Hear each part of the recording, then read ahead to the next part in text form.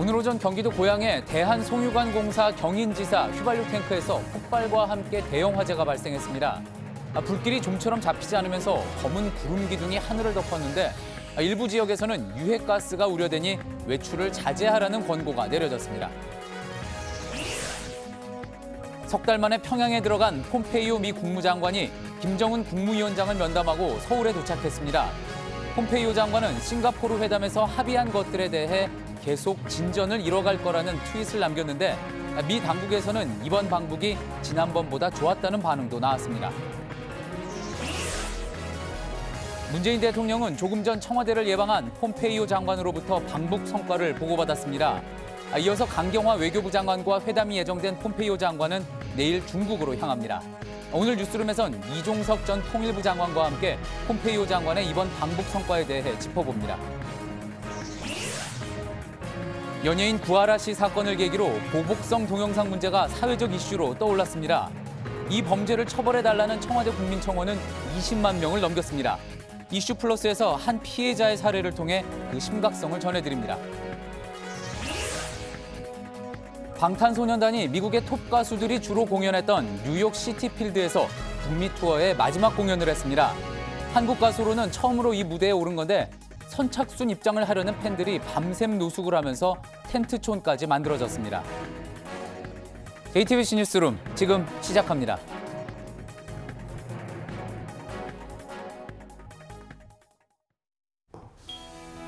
공기청정기가 도로 위로. 내일을 바꾸는 현대수소 전기차. 오늘 오전 경기도 고양시 대한송유관공사 휘발유 탱크에서 폭발로 추정되는 큰 불이 났습니다. 서울 강남에서도 연기가 보일 정도로 큰 규모였습니다. 서울을 비롯한 수도권 주유소에 기름을 공급하는 저장소가 있는 곳이었습니다. 소방당국은 재난 대응 최고 단계인 3단계를 발령해서 불을 끄고 있습니다. 하지만 많은 양의 기름이 저장돼 있었던 데다가 불길이 커서 소방관들이 접근하기도 어려운 상황입니다. 먼저 이상엽 기자의 보도입니다. 검은 연기와 불기둥이 하늘을 집어삼킬 듯 치솟습니다. 거센 불길에 소방관들은 접근조차 어렵습니다. 소방 헬기가 물을 뿌려보지만 불길은 잡히지 않습니다. 검은 연기는 인근 건물과 도로는 물론 멀리 비행기 안에서도 선명할 정도입니다. 타이어 터지는 소리 같이 펑 소리가. 그다음에 연기가 피어오르고 갑자기 불이 막 그냥. 경기 고양시 휘발유 탱크에서 처음 불이 시작된 건 오늘 오전 10시 56분쯤입니다. 소방당국은 오전 11시 10분쯤 대응 2단계를 발령하고 근처 소방서 6곳에 인력과 장비를 투입했습니다. 오전 11시 40분쯤 불길은 잡히는 듯 했지만 낮 12시 30분쯤 큰 폭발음과 함께 다시 타올랐습니다. 폭발 때문에 소화 설비도 제대로 작동하지 않았습니다. 소방당국은 오후 1시쯤 재난대응 단계를 3단계 최고 단계로 높였습니다. 불이 난 저장소에는 휘발유 440만 리터가 저장돼 있었습니다. 주유소 140여 곳 휘발유 탱크를 모두 채울 수 있는 크기입니다. 불이 난 저장소 안 기름을 빼내면서 나머지 기름을 연소시키는 작업을 진행하고 있습니다. 소방당국과 경찰은 불이 꺼지는 대로 화재 원인을 조사할 예정입니다. JTBC 이상영입니다. 이렇게 오늘 오전에 시작된 불은 지금도 타고 있는데 오늘 밤 늦게까지도 잡히기 힘들 것 같습니다. 진화가 이렇게 힘든 이유가 뭔지 박창규 기자가 보도합니다. 오전 11시 시작된 불은 시간이 지나도 약해지지 않았습니다. 오후 내내 진화 작업이 이어져도 불꽃과 연기는 오히려 점점 강해졌습니다. 경기 지역 소방력뿐 아니라 서울과 인천 등 인근 지자체 소방력까지 총동원됐습니다. 소방관 300여 명과 장비 110여 대가 투입됐고 소방 헬기 3대가 출동했습니다. 그래도 진화는 쉽지 않았습니다. 물로 방수를 했을 때는 화재가 확산되기 때문에 포맥으로 화재를 진화를 하고 있습니다. 기름에 물이 들어가면 오히려 불이 번지기 때문에 발화점에 물을 뿌릴 수가 없었습니다. 기름 화재 진화에 쓰는 화학약품인 포맥을 사용하는데 이것도 소용이 없었습니다. 불길이 너무 세서 불에 닿기 전에 기화돼 버리는 겁니다. 그래서 우선 기름을 빼는 작업을 진행해야 했습니다. 이동시키고 있다는 얘기입니다. 화재난 화재 탱크 기름을 그 다른 탱크로 좀 이송을 하고 있다는 얘기죠. 기름을 최대한 빼내고 남은 분량은 태운 뒤에 일시에 포맥을 뿌려 진화 작업을 마무리하는 겁니다. 고성능 화학차와 소방 헬기를 총동원하고도 진화 작업에 시간이 많이 걸린 이유입니다. JTBC 박창규입니다. 예, 불이 난 경기도 고양시 대한송유관공사 저장고에서는 아직도 진화 작업이 진행되고 있습니다. 현장에 취재 기자를 연결해서 지금 상황 알아보겠습니다. 최규진 기자, 아직도 이제 진화 작업에 속도를 내지 못하고 있는 상황이라고 들었습니다. 지금 뒤에 불길이 상당히 거세게 보이고 있는데요. 어떻습니까? 진화가 언제쯤 끝날 것 같습니까? 네, 현재 9시간째 진화 작업이 이루어지고 있습니다. 제가 서 있는 이곳 바로 뒤에가 화재 현장인데요. 보시는 것처럼 새빨간 불길이 치솟고 있고 매캐한 연기가 끊임없이 뿜어져 나오고 있습니다. 탱크를 덮고 있던 덮개는 이미 뜯어져 나갔고 주변의 저장고 표면도 뒤틀렸습니다. 지금도 크고 작은 폭발이 계속되고 있는데요. 현장에서는 방열복을 입은 소방관들이 주변에 불길이 옮겨붙지 않도록 끊임없이 물을 뿌리고 있습니다만 100m 내로는 접근이 어려운 상황입니다. 하지만 열기가 워낙 뜨거워서 100m 안으로는 접근이 어려운 상황이고요. 남아있는 휘발유의 양이 많아서 지금으로서는 오늘 밤을 넘어서야 화재가 진화가 이루어질 것으로 예상되고 있습니다. 예, 불이 난 곳이 휘발유 저장고입니다. 과연 진화, 불을 끄는 게 가능할까 싶기도 한데 어떻습니까? 화재가 더 커질 가능성은 없습니까? 불이 난 곳은 440만 리터의 휘발유가 저장되어 있는 반지하 형태의 저장 탱크입니다. 주유소 140개를 모두 채울 수 있는 규모인데요. 하지만 소방 관계자는 물을 뿌려서 진화 작업을 할 경우 물과 기름이 만나서 더 큰 폭발이 일어날 수 있다고 경고하고 있습니다. 사실상 안에 남아있는 석유가 모두 불에 타야 진화가 가능하다는 얘기인데요. 그래서 진화 작업과 함께 자동 폐수 시설로 기름을 모두 빼내는 작업을 현재 진행을 하고 있습니다. 440만 리터의 휘발유 중에서 현재 200만 리터 정도의 휘발유가 남은 것으로 추정이 되고 있습니다. 일부 지자체에서는 유해가스가 발생하고 있는 만큼 주민들에게 외출을 자제해달라고 권하고 있습니다. 다만 석유공사 관계자는 탱크가 철판과 콘크리트로 이루어져 있기 때문에 불길이 다른 곳으로 옮겨붙을 가능성은 적다고 말하고 있습니다. 예, 지금 최규준 기자 뒤에서 계속 지금 불길이 치솟고 있는데요. 혹시라도 불길의 변화가 있으면 뉴스 말미에라도 다시 한번 연결을 해서 소식을 전해드리도록 하겠습니다. 자, 불이 난 곳을 저장소라고 했는데 정식 명칭은 저유소입니다. 어떤 공간입니까? 네, 저유소는 인천항 등으로 들어온 석유를 이제 전국의 수도권에 있는 주유소에 송유관을 통해서 배급해주는 시설입니다. 지난 1994년에 이곳에 처음으로 세워졌는데요. 안에서 이제 1994년에 설치된 주유소가 화재 사고가 일어난 적은 지금까지 14년 동안 한 번도 없었습니다. 자체적으로 소화 설비가 설치가 되어 있었지만 워낙 초기에 폭발이 커서 초기 진화에는 실패했던 것으로 추정이 되고 있습니다. 공사 관계자는 다만 이번 화재로 인해서 석유 공급에 차질은 없을 것이라고 얘기하고 있습니다. 예, 앞서 화재 현장에서 큰 폭발음이 들렸다는 이야기 나왔습니다. 화재 원인이 지금 좀 밝혀졌습니까? 네, 정확한 원인을 단정할 수는 없는 상황입니다. 말씀하셨던 것처럼 쾅 하는 폭발음이 들렸다는 목격자들의 얘기를 종합하면 탱크 내부 안에서 폭발이 일어났을 것으로 추정은 하고 있습니다. 탱크 안에는 불에 잘 붙는 물질인 기름의 증기, 즉 유증기가 자주 쌓이게 되는데요. 이 유증기를 빼내는 파이프가 막혔을 가능성이 제기되고 있습니다. 또한 일각에서는 이곳 화재 현장 인근 2km 이내에서 고속도로 공사 현장이 있는데 이곳에서 발파 작업이 영향을 줬을 거란 추측도 나오고 있습니다. 하지만 정확한 원인은 아직 단정할 수는 없는 상황입니다. 경찰과 소방당국은 화재 진화 작업이 끝나는 대로 정확한 화재 원인과 화재 규모, 사고 피해 규모를 조사할 계획입니다. 지금까지 경기도 고양시 화재 현장에서 JTBC 최규진입니다. 예, 다음 소식입니다. 폼페이오 미국 국무장관이 4번째 방북을 마치고 오늘 오후 오산 기지를 거쳐서 서울에 도착했습니다. 당일치기 방북이었는데 석 달 전 방문 때와는 달리 이번에는 김정은 국무위원장을 만났습니다. 폼페이오 장관은 이후 문재인 대통령을 면담한 자리에서 이번 북한 방문이 상당히 좋았고 또 생산적인 대화를 나눴다고 했습니다. 다만 전부를 이야기할 수는 없고 문 대통령과 둘이 있을 때 자세한 이야기를 하겠다고 했습니다. 북한 비핵화 논의의 중요한 고비가 될 이번 방북에서 과연 어떤 성과를 가져왔을지 먼저 류정화 기자의 보도입니다. 폼페이오 미국 국무장관이 방북을 마치고 한국에 도착한 건 오후 5시 10분쯤. 평양에 도착한 것으로 알려진 지 8시간여 만입니다. 곧바로 청와대로 향한 폼페이오 장관은 문재인 대통령을 만나 방북 성과를 보고했습니다. 한반도의 비핵화와 평화 프로세스에서 되돌아갈 수 없는 결정적인 진전을 만들어내는 좋은 계기가 되기를 기대합니다. But we had a good, productive conversation. As President Trump has said, there are many steps along the way, and we took one of them today. It was another step forward. 폼페이오 장관은 비행기에서 내리자마자 김 위원장과 만난 사진을 트위터에 올리고 싱가포르 합의를 진전시켜 나갈 것이라고 썼습니다. 이번 방북을 긍정적으로 평가하며 북한의 응대에 감사한다고도 했습니다. 사진 속엔 김여정 노동당 제1부부장과 함께 김성혜 노동당 통일전선부 통일전선 책략실장과 미국 측의 스티븐 비건 신임 국무부 대북정책특별대표의 모습이 보여 눈길을 끌었습니다. 지난 7월 3차 방북 때는 김 위원장을 만나지 못해 빈손 방북이라는 비판을 받았지만 이번엔 미리 예고한 대로 김 위원장을 직접 만났습니다. 폼페이오 장관은 내일 오전 중국으로 떠날 예정입니다. JTBC 유정화입니다. 예, 앞서 이야기 나온 대로 석 달 전에 폼페이오 장관은 평양을 방문했지만 김정은 국무위원장을 만나지는 못했습니다.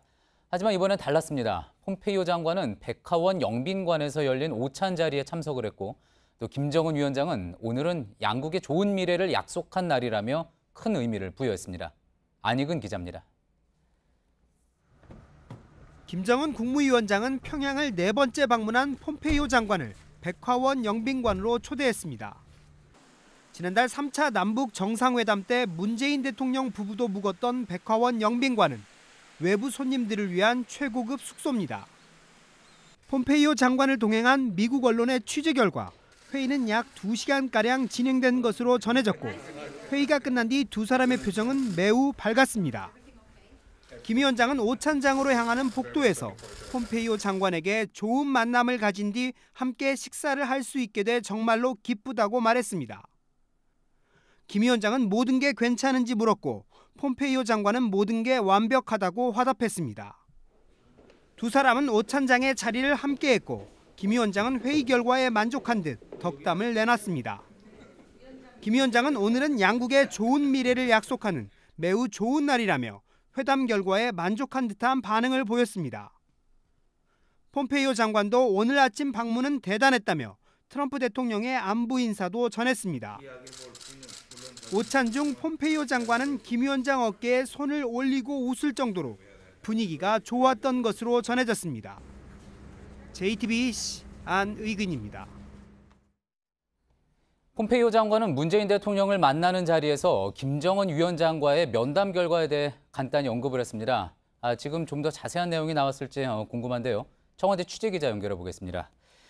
최재훈 기자, 면담이 지금은 어느 정도 마무리가 됐습니까? 네, 조금 전에 끝났습니다. 문재인 대통령은 청와대를 찾은 폼페이오 장관과 오후 7시쯤부터 38분가량 면담을 가졌습니다. 문 대통령은 폼페이오 장관에게 오늘은 미국과 남북한 모두에게 아주 중요한 날이라면서 이번 방북과 곧 있을 2차 미북 정상회담이 한반도 비핵화에 되돌아갈 수 없는 결정적인 전진을 만드는 계기가 됐으면 좋겠다, 이렇게 말을 했습니다. 특히 김정은 위원장과의 만남 결과에 전 세계에 관심이 쏠려 있다면서 이 일부 내용을 공개해 줄 수 있겠냐, 이렇게 즉석에서 요청하기도 했습니다.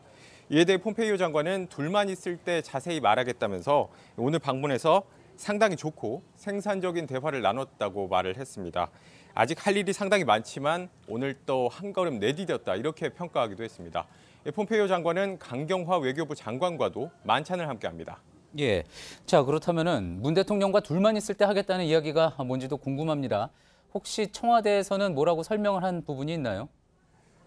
네, 청와대는 현재 20전까지는 일단 구체적인 면담 내용을 공개하지 않고 있습니다. 이 미북 간에 이루어진, 북미 간에 이루어진 협상 내용을 우리 측이 먼저 나서서 공개하긴 어렵다는 이유를 들고 있습니다.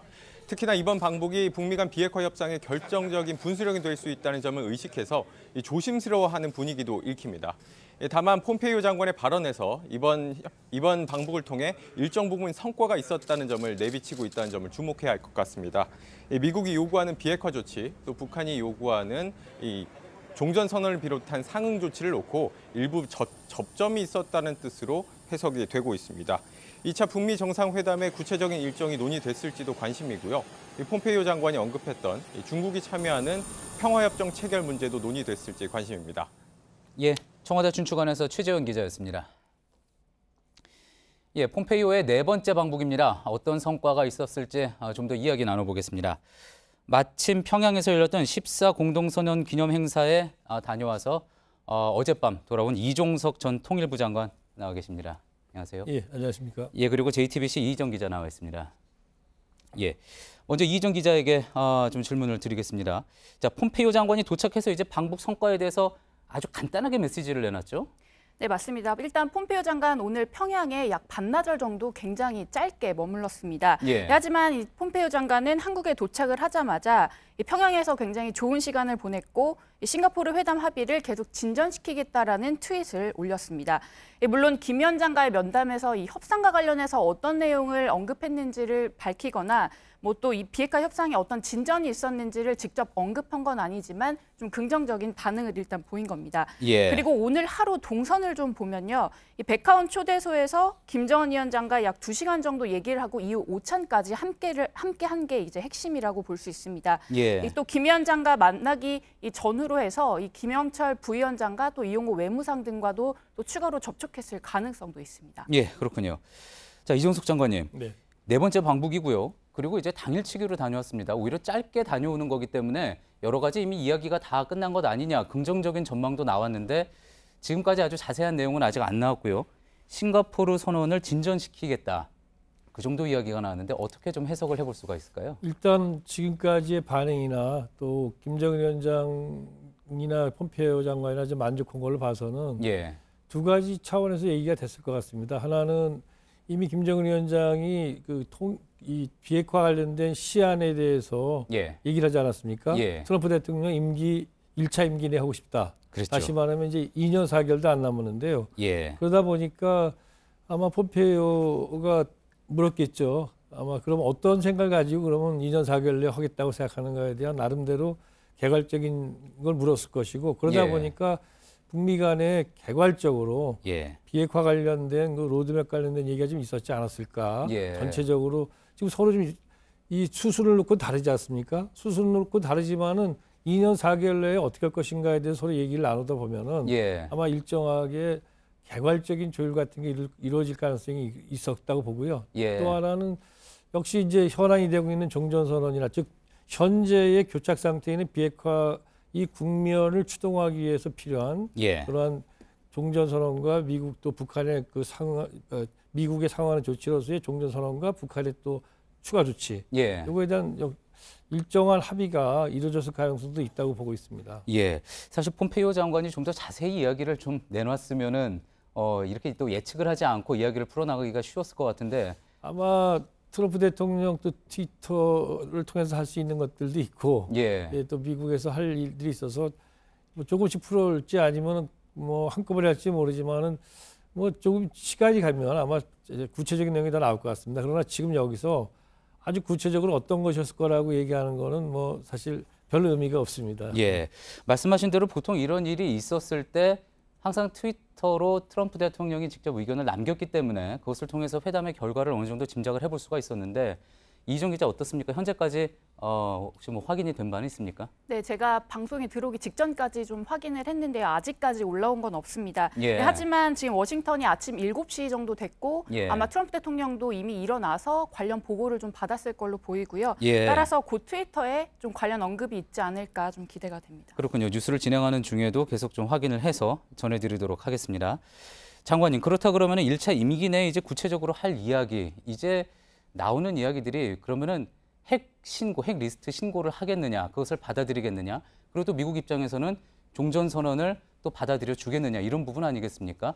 어느 정도까지 이야기가 진행됐을 것으로 한번 예상을 해볼 수가 있을까요? 예, 일단은 뭐 1차 임기 내에, 즉 트럼프 1차 임기 내에 이 모든 걸 다 끝내는 거 아닙니까? 끝내는 예. 거고, 끝내는 거에 종전선언이건 또는 핵신고건 이런 것들은 마지막 단계에 있는 게 아니지 않습니까? 예. 그러다 보니까 전체적인 얘기를 했을 텐데 전체적인 얘기는 아마 일단 지금까지는 미국이 주장하고 또 예. 요구했던 핵신고 사찰 중심으로 해가지고 일방적으로 미국이 밀어붙이고 있다라고 이제 북한은 생각을 했고, 예. 그래서 북한은 근데 여기에 대해서 자기의 입장을 갖다 그냥 주장만 하는 식으로 예. 미국의 그런 이 입장에 대해서 반대만 했다면은 교착 상태가 계속 됐을 텐데, 그게 아니라 지금은 일단은 시기로서에 2년 4개월 이내 하겠다는 걸 밝힌 상태에서 미국이 이미 지난 평양 공동선언에서 몇가지 밝혔지 않습니까? 예. 비핵화에 대해서 동창리 엔진 시험장, 그다음에 예. 미사일 시험 발사대를 갖다가 영구 폐기하겠다. 예. 전문가 참관 아래.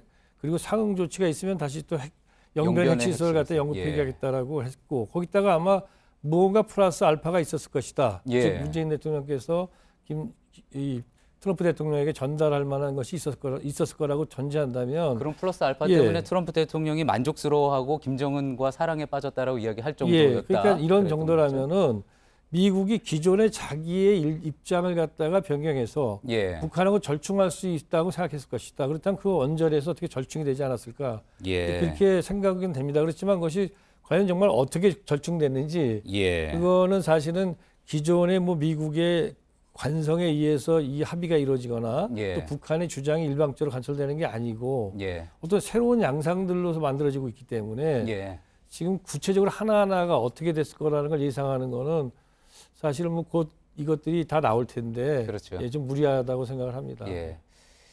또 하나 예측의 영역이긴 하지만 또 하나 궁금한 부분은 이제 pompeio 장관이 방북을 하기 전에 이제 나왔던 이야기가 강경화 외교부 장관이 제안했던 중재안 아니겠습니까?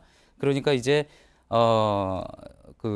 미국의 종전선언 참여를 하고 북한의 핵심 고르를 미루는 대신 영변의 핵시설 폐기와 미국의 종전선언 참여를 동시에 추진하는 내용.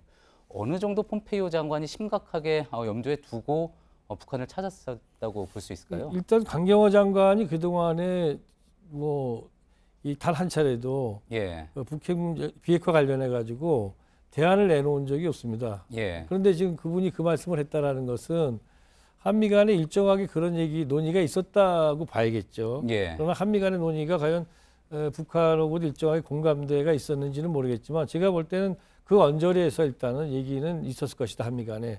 그렇지만 김정은 위원장과 폼페이오 장관이 만나서 합의된 내용이 그것을 다 반영할지 아니면 예. 거기서 또 조금 바뀌었을지, 그건 지금 예상하기 좀 어려울 것 같습니다. 예. 역시 아무래도 내일쯤 네. 기자회견이 있다든지 좀 공식적인 트럼프 대통령의 트윗이 나온다든지 그러면 또 확인이 가능한 내용들이겠죠. 그렇습니다. 예. 알겠습니다. 앞서 말씀드렸듯이 이제 14 공동선언 기념 행사 차 이제 사흘간 평양에 다녀오셨습니다. 예, 이제 어제도 밤에 돌아오셨는데 어땠습니까? 폼페이오 방북에 대한 어떤 그런 북한에서 기대하는 분위기 그런 게 좀 감지가 됐습니까? 그러니까 그때 저희들이 갔을 때만 해도 물론 저희들이 만난 사람들은 그 통일전선부 산하의 그 간부들이었고, 또 북한 핵 문제를 갖다 담당하고 있는 사람이 지금 김영철 통전부장이기 때문에 관계는 있습니다. 그렇지만 행사를 위해서 나왔기 때문에 그분들이 내용을 다 알지 못했을 거라고 봅니다. 그리고 예. 이번에는 김정은 위원장이 직접 챙겼기 때문에 나름대로 북한의 의중이나 보관에 대해서는 아주 굉장히 보안을 유지했을 거라고 보입니다. 그걸 예. 전제로 말씀을 드리면 그분들 얘기는 주로 정말 자기네들이 나름대로 여러 가지 선제 조치도 하고 이렇게 예. 하고 해 나가는데 미국이 너무나 거기에 대해서 좀 상응 조치를 안 하고 있다라는 거에 대해서 어떻게 보면 울분을 터뜨리거나 화를 내는 게 아니라 굉장히 걱정하고 우려를 하더라고요. 그래서 상당히 사실은 폼페이오가 오는데도 뭔가 기대하는 눈치 같은 거는 좀 덜해서 예. 제가 살짝 좀 놀랐는데요. 그건 예. 아마 그거는 상층과 하층 사이에서 정보의 차이가 아닐까 하는 생각이 들었습니다. 예.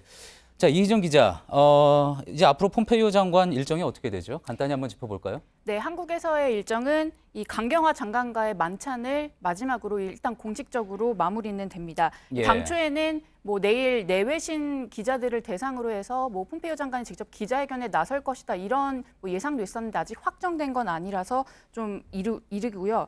또 내일 오전에는 이번 동북아 순방의 마지막 방문지인 이제 중국으로 넘어갑니다. 예. 중국 왕이 외교부장을 만날 예정인데 역시 한반도 비핵화 등이 북한 예. 문제를 집중적으로 논의할 것으로 보입니다. 예, 마지막으로 이종석 장관님께 질문을 좀 드리겠습니다.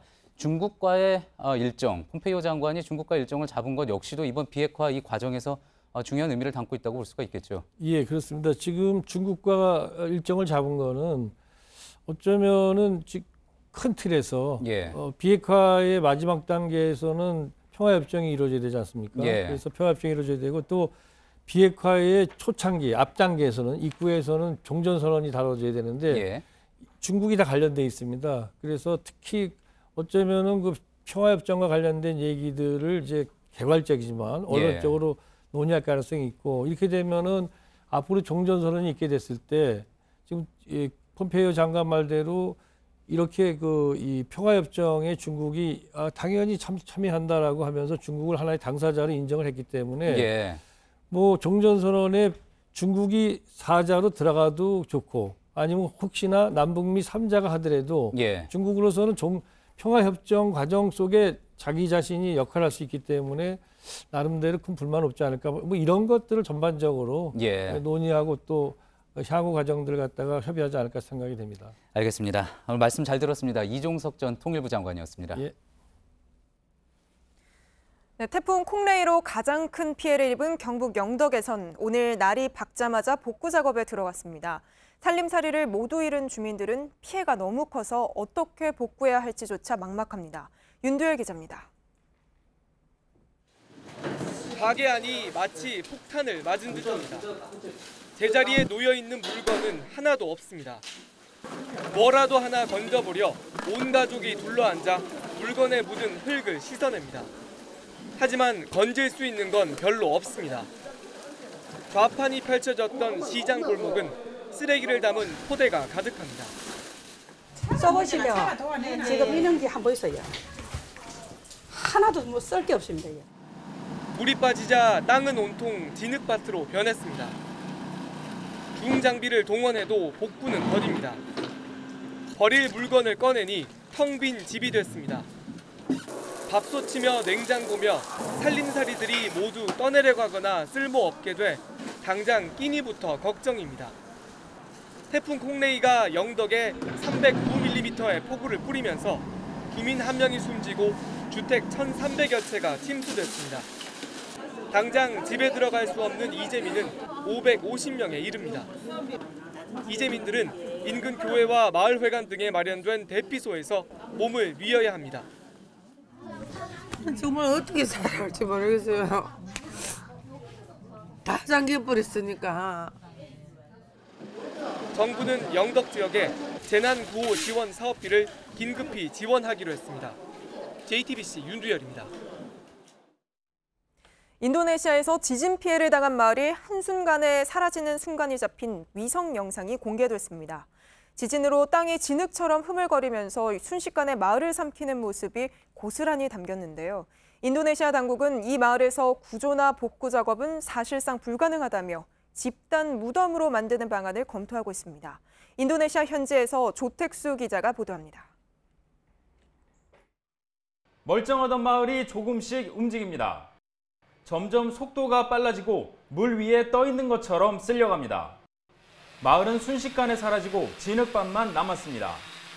인도네시아 술라웨시섬 팔루 도심에서 남동쪽으로 10km 떨어진 페토보 지역의 지진 당시 모습입니다. 지진으로 땅이 진흙처럼 변해 흘러내리는 집안 액상화 때문입니다. 이 지역에선 수천 명이 실종된 것으로 추정됩니다. 하지만 물러진 집안 탓에 중장비를 동원한 수색도 사실상 불가능합니다. 이 때문에 정부가 이곳을 포함한 마을 2곳을 집단 무덤으로 만드는 안을 유족들과 협의하고 있다고 현지 언론이 보도했습니다. 팔루 도심 서쪽 마을 발라루아도 그 대상지로 고려되고 있습니다. 지진으로 땅이 푹 꺼지면서 온 마을이 폐허가 됐는데 이곳 역시 수천 명의 주민이 그대로 묻혔을 것으로 추정되는 곳입니다. 인도네시아 술라웨시 섬에서 JTBC 조택수입니다. 카리브해에 있는 아이티에서 현지 시각 6일 저녁 규모 5.9의 지진이 발생해 최소 11명이 숨졌습니다. 아이티 정부는 2차례의 작은 여진이 더 있었지만 아직 쓰나미 경고는 발령되지 않았다고 밝혔습니다. 아이티는 지난 2010년에도 규모 7.0의 강진이 덮쳐서 20만 명 넘게 사망하는 대참사를 겪은 바 있습니다. 서울의 한 원룸 건물에서 한 남성이 벌거벗은 채로 혼자 사는 이웃 여성의 집을 계속 두드리는 사건이 있었습니다. CCTV에는 문을 열려는 듯한 모습까지 담겼습니다. 경찰에 신고하기는 했지만 경범죄 스티커를 발부하는 것 말고는 뾰족한 대책이 없어서 결국 이사를 가야 했습니다. 오선민 기자입니다. 깜깜한 복도에 현관문이 열려 있습니다. 복도등이 켜지자 벌거벗은 남성이 나타납니다. 이웃집 문고리를 잡는 듯한 행동을 합니다. 현관 문고리가 이렇게 계속 흔들리고 있는 거예요. 누가 열려고. 소리를 일단 지르고 누구냐고 크게 지르고 문을 쳤어요. 그러니까 좀 후다닥 하면서 사라졌는데 남성이 다시 문을 열고 밖을 살핍니다. 기웃거리며 조심스레 걸어갑니다. 이번엔 문을 두드리고 재빨리 자기 집으로 다시 들어갑니다. 이런 일은 그날 저녁 무렵 여러 차례 반복됐습니다. 혼자 사는 여성 A씨는 그때마다 공포와 불안에 떨어야 했습니다. 누구냐고 해도 대답이 없어요. 여자 혼자 있으니까 너무 무섭죠. 그러나 5만 원짜리 음주소란 스티커를 발부하는 것 말고는 다른 방도는 없었습니다. 피해자가 그 사람 뭐 발버둥 걸 본 것도 아니고 그게 다른 범죄가 생기면 안 되는 거지. 피해가 없는 상황을 우리가 억지로 할 수 있는 건 아니잖아요. 남성은 당시 술에 취해 기억나지 않는다고 항변했습니다.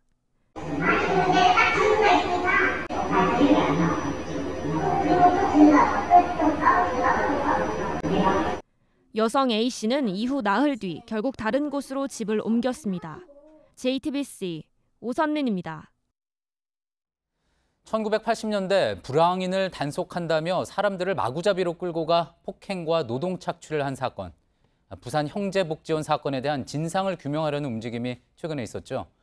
당시 피해 생존자가 연극 무대에 섰습니다. 박민규 기자가 만나봤습니다.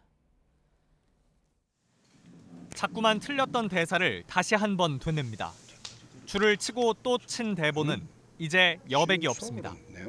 어색했던 분장도 이제 곧잘 받습니다. 석 달 연습 끝에 첫 무대에 서는 주연 배우, 부산 형제복지원 피해 생존자 최승우 씨입니다. 화이팅! 1980년대 형제복지원엔 3,000명이 수용됐습니다. 가난한 집 아이들, 길에서 자던 취객들이 영문도 모른 채 잡혀갔습니다. 최 씨는 중학교 1학년 때 끌려갔습니다. 상처는 깊었고 국가에 대한 미움은 컸습니다. 이 사회에서 살아갈 수 있을까라는 생각이 순식간에 들더라고. 8년 전 처음으로 피해를 증언하기 전까지 숨어 살았습니다. 낮은 자존감 그리고 학습된 폭력성으로 정상적인 사회생활은 불가능했습니다. 불황아가 낙인이 찍혀버렸단 말입니다. 짐승에서 사람으로 돌아가자. 세상의 모습을 드러냈고 이젠 연극 무대에 서면서 자신감도 찾아가고 있습니다. 희망을 얘기하게 됐습니다. 내일아! 내일에! 고양이에! 떠올 거다! 작품 제목은 편육입니다. 여러 부위 고기를 눌러 만든 게 얽히고 설킨 우리 삶과 닮았다는 뜻을 담았습니다. 도전은 여기서 끝나지 않습니다. 그래서 이번 무대 경험을 배우로 데뷔라고 본인도 말씀하시니까 계속 하시겠다는 거거든요. 부산시는 최근 형제복지원 사건 진상규명에 착수했고 검찰은 대법원에 비상상고를 준비하고 있습니다. 31년 동안 가려졌던 폭력의 진상은 곧 드러날 가능성이 커졌습니다. 형제복지원 출신 배우의 삶도 어쩌면 이제 시작입니다. JTBC 박민규입니다. 어제 서울 여의도 불꽃축제엔 100만 명에 달하는 시민이 몰렸습니다. 그런데 이번에도 시민들이 떠난 자리엔 쓰레기가 남았습니다. 이수진 기자가 현장 취재했습니다. 치킨에 족발, 저마다 좋아하는 음식을 펼쳤습니다. 세계 불꽃축제 현장입니다. 저녁 7시 20분, 첫 불꽃이 터지고 탄성이 쏟아집니다. 흥을 돋우는데 술도 빠지지 않았습니다. 불꽃축제가 끝난 지 1시간 정도가 지났습니다. 벌써부터 공원 한쪽에는 이렇게 쓰레기가 쌓여 있는데요. 먹다 남은 도시락이 그대로 남아있고 이렇게 이쪽에는 돗자리와 술병까지 버려져 있습니다. 남은 음식은 분리배출을 위한 통에 따로 버려야 합니다. 하지만 잘 지켜지지 않습니다. 열었는데 음식물 쓰레기가 아니고 이상한 다른 쓰레기가 있어가지고 정확하게 뭐 여기가 버리는 곳 아닌 곳이라고는 명시가 안 돼 있어갖고 남들도 버리니까 나도 버렸다는 응답이 대부분입니다. 돗자리와 쓰레기는 그대로 두고 몸만 빠져나가는 모습도 눈에 많이 띄었습니다. 지금은 자정이 넘었습니다. 축제를 즐기던 사람들은 대부분 공원을 떠나는데요. 그런데 아직까지 공원에는 이렇게 쓰레기가 남아 있습니다. 버리는 사람 따로, 치우는 사람은 또 따로 있습니다. 봉사단 700여 명과 미화원 40명을 추가로 배치했지만 평소에 10배 넘는 쓰레기를 감당하기 역부족입니다. 음식물 분리수거는 아예 포기했습니다. 다 실어다가 갖다 놓고 다 일일이 골라요. 근데 지금은 어떻게 고를 방법이 없어요. 해마다 반복되고 매번 지적받는 나쁘끄러운 현장입니다. JTBC 이수진입니다.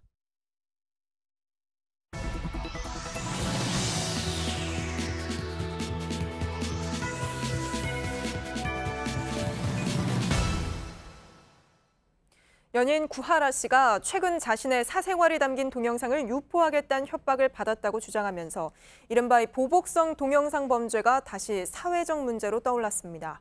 이 범죄를 처벌해달라는 청와대 국민청원은 사흘 만에 20만 명 넘게 동의했습니다. 곤충 같은데 머리카락 안에 막 다 치고 들어와가지고 기어다니는 느낌? 제가 아무리 털어내도 털어지지 않는 그런 느낌. 비슷한 피해를 겪은 한 여성은 저희 취재진에게 이렇게 그 고통을 털어놨습니다. 피해자가 마주해야 할 불안과 고통, 이슈플러스 어환희 기자가 취재했습니다. 더 많은 사진과 영상들을 갖고 있다. 사는 동안 후회하고 울게 될 거다. 한 통의 메일은 그녀의 삶을 송두리째 흔들었습니다. 그때 쇼크였죠. 그때 완전 정말 갑자기 눈앞이 까매지는? 메일에는 남자친구였던 외국인 A씨와의 사생활 동영상 캡처본이 첨부돼 있었습니다. A씨는 다시 만나달라고 요구했습니다. 피해 여성은 다음 날 바로 경찰에 신고했습니다. 게 1분 1초가 너무 두려웠어요. 이 사람 일단 유포하고 나면 끝이잖아요. 현행법상 타인의 신체를 촬영한 영상을 제공한 경우에는 처벌이 가능하지만 대법원 판례에서는 특정인이나 소수에게 대가 없이 촬영본을 건넸을 때를 제공에 해당한다고 해석했습니다. 당사자에게 보낸 것은 제공으로 보지 않는 겁니다. 바뀐 것은 없었습니다. A씨는 급기야 그녀를 찾아오기도 했습니다. 경찰에 또 연락했지만 소용이 없었습니다. 뭐 어디 해를 당한 게 아니잖아요. 예쁘니까 이런 일도 당하고 그런 거라고 생각하세요. 이런 말씀을 하시더라고요. 이후 캡처본을 가족이나 친구들에게 보내겠다는 협박도 이어졌습니다. 두려운 마음에 일단 접근 금지 가처분 신청을 했습니다. 그러나 가처분 결정 이후에도 A씨는 그녀를 찾아왔습니다. 일신의 어떤 자유가 있기 때문에 밖에서 촬영물을 얼마든지 해외 서버를 둔 곳에 또 유포하거나 이럴 우려가 있어서 결국 A씨는 해당 캡처본을 그녀의 부모님에게까지 보냈습니다. 부모님한테 숨을 못 쉬시더라고요. 심장 쪽에도 막 무리가 오고 막 잠을 못 주무시고. 그녀는 A씨를 상대로 고소를 진행 중입니다. 최악의 상황은 언제든지 일어날 수 있는 거고 이런 거를 포기죠. 왜냐면은 나 혼자서 이 세상을 바꾸기가 어렵잖아요. JTBC 어환입니다. 폴 맥카트니, 비욘세 같은 톱스타들만 오른다는 미국 뉴욕의 공연장에서 한국어 노랫말을 따라 부르는 목소리가 울려 퍼졌습니다. 방탄소년단이 한국 가수로는 처음으로 이 무대에 오른 건데 선착순 입장을 하려는 팬들이 밤샘 노숙을 하면서 텐트촌까지 만들어졌습니다. 뉴욕에서 심재호 특파원이 전해드립니다. 한치의 오차 없이 선보이는 칼군무. 역동적인 리듬에 진심 어린 가사는 아미로 불리는 팬심을 몰고 다닙니다. 팬들은 야광봉을 흔들며 진심으로 무대와 하나가 되어갑니다. 15회 공연에 22만 석이 10분 이내 매진되는 사례를 기록했습니다. 방탄소년단 BTS의 북미 투어 가운데 가장 많은 4만여 명을 수용할 수 있는 시티필드는 일찌감치 뜨거워졌습니다. 공연 일주일 전부터 텐트촌이 형성되기 시작했습니다. 공연 이틀 전이지만 이미 주차장은 BTS를 가까이서 보려는 팬들로 가득 차 있습니다. 공연 당일에는 1,500명이 텐트 생활을 한 것으로 주최 측은 추산했습니다. 공연을 보러 오는 팬들은 열차 안에서부터 삼삼오오 모여 BTS 노래를 함께 불렀습니다. 함성과 폭죽 속에 공연이 시작된 뒤에는 피부색과 인종을 구분하지 않고 한국어 떼창이 울려 퍼졌습니다. BTS의 인기 비결을 묻자 열정이라고 답한 팬이 많았습니다. I love everything about BTS. I'm very passionate about them as people and what they do, and it really inspires me with I think like everything like that I do in my daily life. I make. 또 다른 팬은 BTS의 뉴욕 공연은 영국 비틀스의 뉴욕 입성을 연상시키는 기념비적인 사건이라고 강조했습니다. BTS는 시티필드 공연으로 미국 스타디움에서 공연한 첫 한국인 가수로 기록됐습니다. 경제월간지 포브스는 레이디 가가, 비욘세와 같은 대형 아티스트 대열에 올라선 것이라고 논평했습니다. 뉴욕에서 JTBC 심조우입니다. 성폭행 미수 의혹을 받던 브렛 캐버노 미국 연방대법관 후보자가 논란 끝에 취임했습니다. 이제 미 연방대법원은 보수 쪽으로 기울게 됐는데요. 캐버노 취임에 반대하는 여론도 여전히 거세서 곧 있을 중간 선거에 영향을 끼칠 것이란 분석도 나옵니다. 전다빈 기자입니다. 보수 성향의 브렛 캐버노가 114번째 미국 연방대법관이 됐습니다. 그는 고등학교 시절 성폭행을 저지르려다 미수에 그쳤다는 의혹이 제기돼 논란의 중심에 섰습니다. 이에 인준 반대 시위가 열렸지만 미 상원은 인준안을 통과시켰습니다. On this vote, the ayes are 50, the nays are 48. The nomination of Brett M. Kavanaugh of Maryland to be an Associate Justice of the Supreme Court of the United States is confirmed. 미 연방대법원은 보수 성향 대법관 5명, 진보 성향 대법관 4명으로 보수 우위의 구도를 갖게 됐습니다. 연방대법관은 종신직이기 때문에 보수 우위가 한 세기 동안 지속하게 됐다고 CNN이 보도했습니다. 도널드 트럼프 미국 대통령은 공화당 중간선거 지원 유세에서 캐버노 인준에 환영의 뜻을 표했습니다. I stand before you today on the heels of a tremendous victory for our nation, our people, and our beloved Constitution. 캐버노 취임을 계기로 여성과 젊은 층이 11월 중간선거에서 공화당에 등을 돌릴 것이란 전망이 제기되는 등 후폭풍은 이어지고 있습니다. JTBC 전다빈입니다.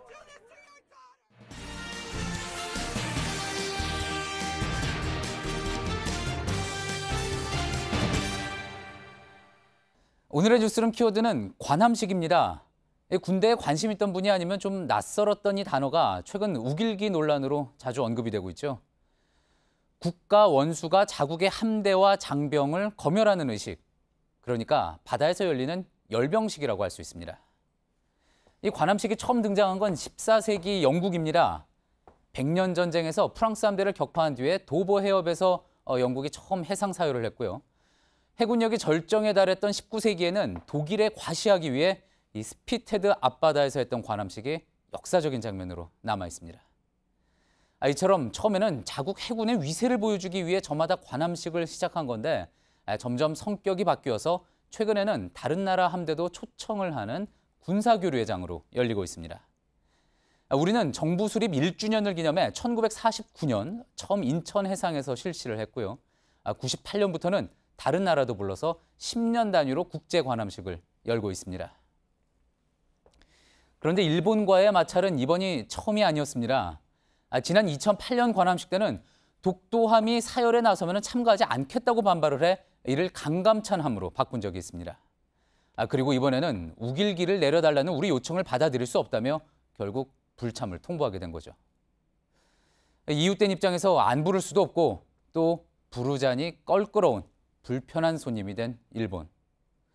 항의부터 하기에 앞서서 왜 이런 관계가 됐는지 한번 생각해 봤으면 하는 오늘의 뉴스룸 키워드, 관함식이었습니다.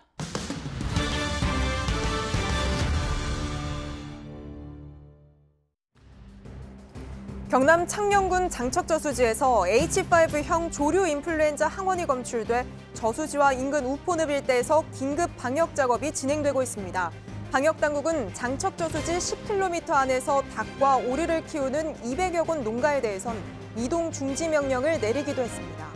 보병 완성 여부 등 최종 판정 결과는 3일 정도 뒤에 나올 예정입니다. 피자 프랜차이즈 피자의 땅이 가맹점주 협의회 설립을 주도한 점주들에게 계약 해지 통보를 하는 등 이른바 갑질을 한 것으로 드러났습니다. 500명 넘는 가맹점주들에게 본사를 통해서만 홍보 전단을 사들이도록 강제한 것도 밝혀졌습니다. 공정거래위원회는 피자의 땅의 시정 명령과 함께 과징금 14억 6천여만 원을 부과했습니다.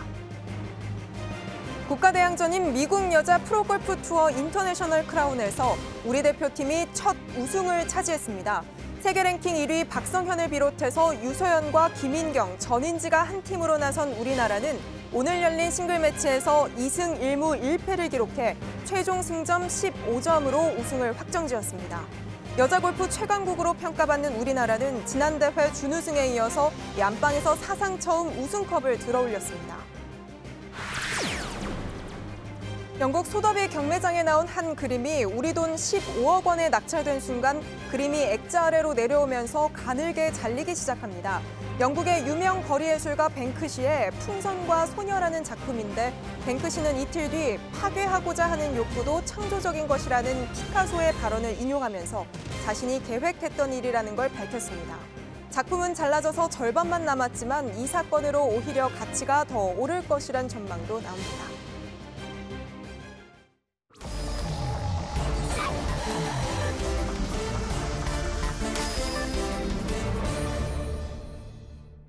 예, 비하인드 뉴스 시간입니다. 안지연 기자가 나와 있는데요.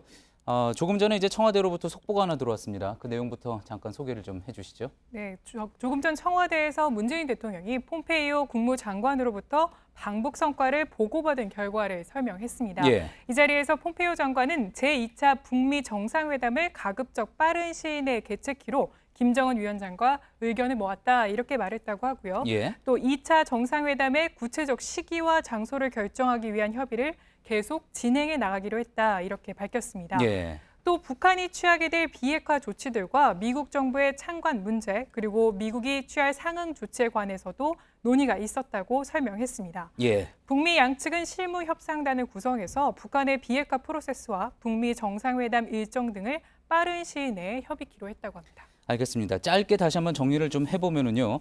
제2차 북미 정상회담이 11월 6일 미국 중간선거 앞뒤로 열릴 것이다 예상이 있었는데 정확한 시기에 대해서는 이야기가 없었고 네. 가급적 빠른 시일에 열기로 했다. 그런 이야기가 전해졌고요.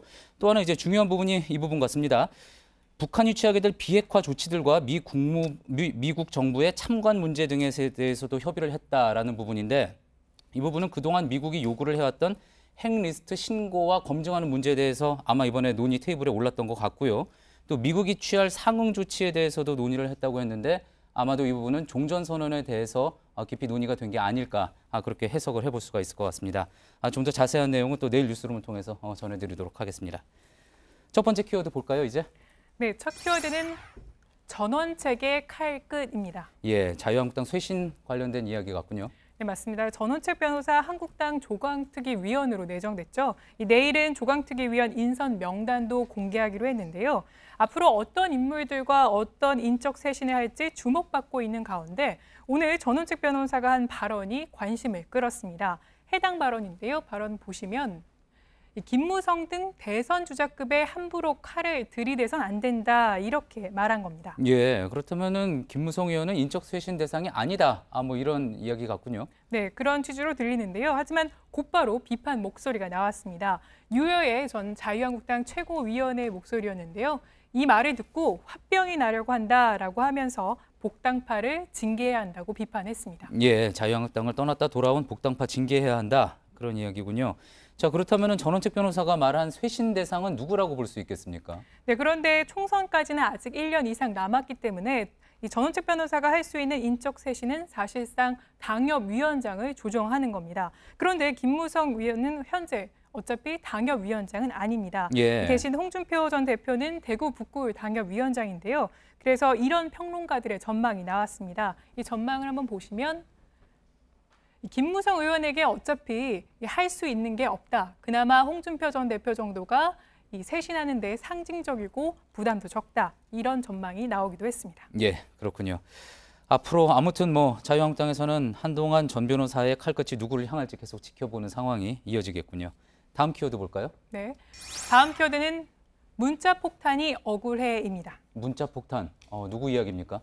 네, 먼저 어제 여성단체인 불편한 용기가 주최한 집회가 회화역에서 열렸습니다. 이들은 불법 촬영 관련 수사나 사법부의 판결이 이 남성에게 지나치게 유리하다면서 비판적인 목소리 현재 내고 있는데요. 그런데 어제 시위에서는 문자 총공이라는 퍼포먼스가 있었습니다. 문자 총공 퍼포먼스 어떤 겁니까? 네, 주최 측은 일단 해당 행사를 주최한 이유는 이 정치인들에게 경각심을 주기 위해서 기획했다 이렇게 설명했는데요. 주최 측이 작성한 것으로 보이는 이 해당 문자 총공에 대한 설명서입니다. 설명서를 보시면 이 문자 총공이라는 제목과 함께 문자를 보낸 국회의원 목록과 이렇게 어떤 문자를 보냈지 문자 메시지 내용까지 적혀 있습니다. 예. 편파 판결, 편파 수사 방지, 불법 촬영을 비롯한 여성 혐오 범죄 처벌을 강화하도록 법 조항을 제정하라 이렇게 얘기한 건데 실제로 저희가 이 문자 공격을 받은 의원한테 보니까 해당 문자 내용이 이렇게 받은 것으로 확인이 됐습니다. 예. 아까 명단이 살짝 보였는데 그냥 지나갔습니다. 어느 의원에게 갔습니까? 네, 명단 한번 다시 보겠습니다. 보시면 이 국회의장뿐만 아니라 이 법사위 관련 의원들이 주로 이뤘는데요. 예. 주최 측은 여성 관련 법안을 계류시킨 이 책임을 물어서 주로 법사위원에게 보냈다 이렇게 얘기했는데 주로 민주당 의원들한테 집중이 됐습니다. 예. 이 가운데 야당만 뽑아보면 현재 법사위 위원장인 여상규 의원과 또 간사인 오신환 의원 그리고 민주당 법사위원 중에서는 유일하게 민주평화당 박지원 의원이 있었습니다. 예. 그런데 이제 앞서 키워드에서는 억울하다고 했는데 억울하다고 한 건 누구 이야기입니까? 박지원 의원의 이야기입니다. 이 문자 폭탄을 받은 법사위원 가운데서는 유일하게 이 야당이었는데요. 민주당 의원이 아니었는데요. 박 의원은 어제 그래서 문자 폭탄을 받고 페이스북에 공개적으로 이를 비판했습니다.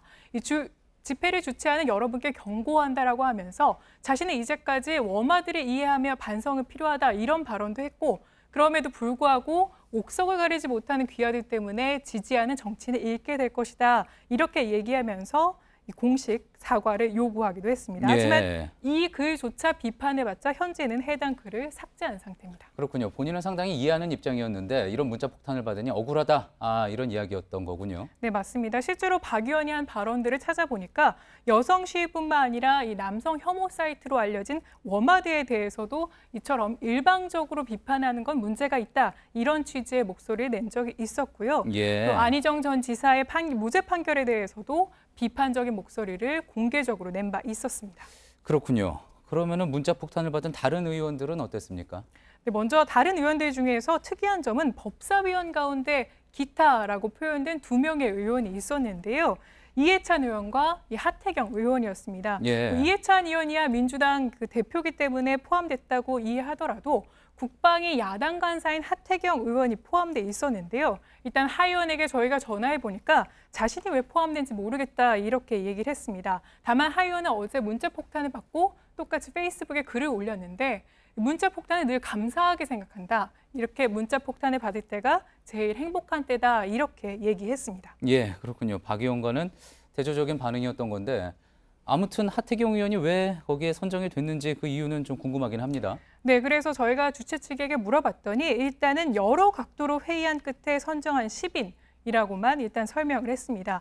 구체적으로 언급한 건 없었지만 하 의원의 경우에는 그동안 워마드에 대해서 이처럼 비판적인 발언을 했는데 지구를 떠나세요 이런 식으로 발언을 한 바 있습니다. 이 같은 발언 때문에 법사위원이 아미임에도 문자 총공의 대상이 됐을 가능성이 있어 보입니다. 알겠습니다. 잘 들었습니다. 비하인드 뉴스 안지연 기사였습니다. 네, 앞서 전해드린 경기 고양시 저유고 화재 현장 다시 한번 연결해 보겠습니다. 최규신 기자, 지금 최 기자 뒤로 여전히 불길이 치솟고 있는 모습이 보이긴 합니다만 소방당국에서 이 자정쯤이면 기름 다 빼서 진화 가능하다고 하지 않았습니까? 어떻게 되고 있나요? 네, 화재가 시작된 게 오전 11시쯤이니까 벌써 10시간 가까이 화재가 진행이 되고 있습니다. 제 뒤로 보이시는 것처럼 아직도 불길은 끊임없이 기세를 유지하고 있고 주변으로 끝없이 크고 작은 폭발음이 울리고 있습니다. 주변 안전통제 영역도 넓어져서 취재진들도 이곳으로 자리를 옮긴 상황입니다. 소방당국은 저유고 안에 있는 기름을 일정 이상 빼내고 나면은 집중 진화 작전을 시작한다는 계획입니다. 기름 진화 작업에 쓰이는 특수한 거품 용액, 즉 포맥을 한꺼번에 투입해서 이 불길을 잡겠다는 계획인데요. 다만 이런 화재 상황 자체가 처음이라서 작전 돌입 시간이 아직 확정적이지는 않은 상황입니다. 또 다른 걱정은 바로 유독가스입니다. 하루 종일 검은색 연기가 이곳 화재 현장에서 치솟은 만큼 밤이 되면서 유독물질이 땅으로 가라앉을 가능성이 일부 전문가들로부터 지적되고 있습니다. 실제로 지금 중계를 하고 있는 제 목도 따끔따끔할 정도인데요. 하지만 공사 측은 유독 성분이 불길에 모두 타면서 이것은 매연으로 추정될 뿐이라는 해명을 내놓았습니다. 하지만 이건 역시 추정일 뿐이고 실제로 불이 꺼지고 나면 정확한 피해 규모와 조사가 진행돼야 할 것으로 보입니다. 불이 난 기름 탱크 주변에 있는 다른 19개 탱크에는 불이 옮겨 붙을 가능성이 거의 없는 것으로 알려져 있습니다. 하지만 이 불이 난 탱크 크기의 2배에 가까운 900만 리터짜리 경유 탱크가 바로 인근에 있어서 소방당국도 아직 의심을 늦추지는 못하고 있는 상황입니다. 화재의 연인도 아직은 밝혀지지 않았습니다. 소방당국과 별개로 경찰당국은 관계자들을 조사해서 정확한 화재의 경위와 원인을 파악하고 있는 중입니다. 네, 지금까지 경기 고양시 송유관공사 저유고 화재 현장에서 최규진 기자였습니다. 네, 내일도 전국이 대체로 맑겠습니다. 하지만 아침 기온은 서울 11도 등 오늘보다 3도에서 4도 정도 내려가 쌀쌀하겠습니다. 새벽부터 아침 사이엔 강원과 경기 북부, 경북 북부에 서리가 내릴 수 있어 농작물 관리에 유의해야 합니다. 예, 오늘 저희가 준비한 소식은 여기까지입니다. 시청해주신 여러분 고맙습니다.